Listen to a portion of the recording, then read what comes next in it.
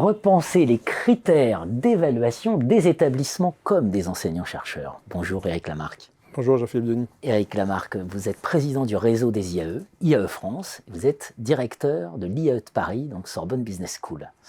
C'est un grand sujet. Je vous ai reçu pour évoquer le contexte actuel qui, pour le moins, est tendu autour de la question de l'évaluation. C'est un grand sujet. Qu'est-ce qu'on fait de l'impact? Qu'est-ce qu'on fait de la nécessité de penser l'impact sociétal, managérial? Franck Bournois, Jean-Pierre Helfer, Michel Calica ont produit une tribune sur ce thème. Qu'est-ce qu'on fait de tout ça alors qu'on a le sentiment que finalement, pour l'instant, rien ne bouge? C'est-à-dire, il y a les revues académiques classées et le job d'un enseignant-chercheur, c'est d'être chercheur au moins à moitié de son temps et donc publier dans des revues. Effectivement, dans l'idée, il faut faire évoluer ou repenser. On parle beaucoup de transformation, en fait, sauf chez nous, quoi. Enfin, je remarquais que la transformation, on en parle beaucoup dans les cours, transformation des entreprises, des organisations. Et nous, non. Enfin, la seule transformation était donc le fait de ne plus recourir au CNU ou de ne plus faire de concours d'agrég, donc des choses qui sont très, très orientées sur une certaine idéologie de la façon, d'ailleurs, de recruter des gens. Le recrutement, qu'on a évoqué dans un autre interview, s'inscrit dans une stratégie d'établissement et donc dans une évaluation des établissements. On a pris soin par le passé de séparer l'évaluation des établissements avec l'évaluation des individus. Ça a peut-être d'intérêt, mais les deux étant évidemment connectés et la façon dont on recrute dans un établissement étant déterminée par ces évaluations individuelles, je pense que d'abord, il n'y a pas eu beaucoup de dialogue entre les établissements et les structures d'évaluation comme le CNU. Moi, je me souviens à l'époque, en tant que président de CNU, je disais, mais il faut parler, quand on parlait de la fin de l'agrég, enfin, quand on parlait de ces sujets-là, mais je dis, il faut parler avec les présidents d'université, voir comment on emboîte le niveau national d'évaluation, c'est-à-dire qu'est-ce que fait le national, qu'est-ce que fait le local par rapport à des stratégies d'établissement. Je suis passé d'un CNU à un établissement et je n'ai pas tout à fait clairement la même perspective qu'à l'époque, avoir différentes solutions de recrutement, parce que évaluer en conséquence, ça va m'aller. Ça va m'aller de pouvoir choisir des gens qui ont passé un concours, type de concours d'agrég, des gens qui sont allés dans une commission nationale, dans des listes d'aptitudes nationales. Ça va m'aller parce que ma stratégie d'établissement va me permettre d'avoir de la diversité dans les choix. Et tout ça donc s'inscrit dans mon évaluation quand, effectivement, étant établissement public administratif, le HCRS va venir et il va regarder globalement l'établissement. Et c'est là où il faut bien qu'on emboîte quelque part les profils des gens qu'on a recrutés avec la stratégie de l'établissement. Donc il faut que l'évaluation, globalement, soit, de mon point de vue, multicritère. Et donc, vous parliez de l'impact, c'est comment, effectivement, on réintègre un peu plus l'impact dans ces dispositifs d'évaluation.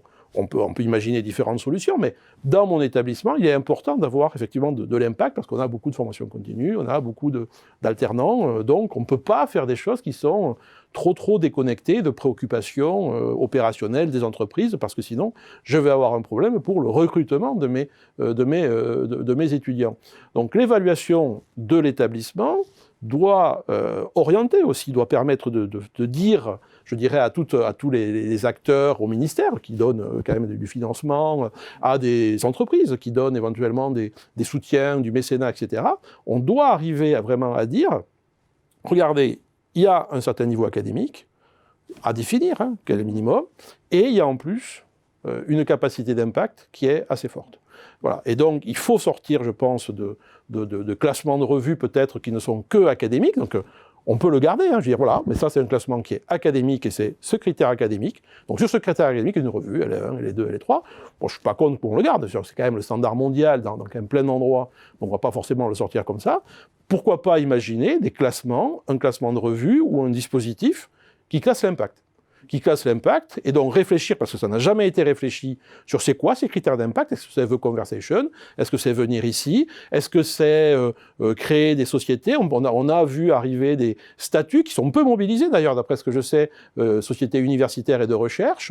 L'autre jour, regardez mes propres statuts où il est autorisé que je puisse créer une filiale, si le conseil d'administration m'en donne l'autorisation. Donc il faut aller plus loin que ça. Il faut dire, voilà, la valorisation, c'est The Conversation, c'est les échos, c'est Xerfi, c'est tout ce qu'on peut imaginer comme support alternatif, c'est de la valorisation, mais aussi on peut bien classer des établissements. On nous dit, nous les brevets, non, il n'y en a pas parce que c'est pas notre truc, les brevets. Oui, mais est-ce que vous avez créé X sociétés? Alors on voit un peu les incubateurs, sans doute que combien on a porté, aidé à porter d'entreprises ou pré-incubation, voilà, ça c'est sans doute un indicateur de valorisation, et c'est un indicateur d'impact. Il y a plein aujourd'hui d'incubateurs sur le social entrepreneurship ou des choses comme ça, donc on va trouver impact social, etc. Donc on va trouver tout ça aujourd'hui de disponible. Mesurons l'action des établissements là-dessus, mesurons l'action des enseignants-chercheurs là-dessus, mais je pense avec une voie à côté. Et après, le directeur d'établissement aura eu ses listes d'aptitudes avec éventuellement quelque chose qui ressemble au CNU, mais revenant à des listes classiques de revues, et il aura des indicateurs un peu d'impact et d'activité, et il élaborera son recrutement en fonction de sa stratégie et de ce qu'il souhaite.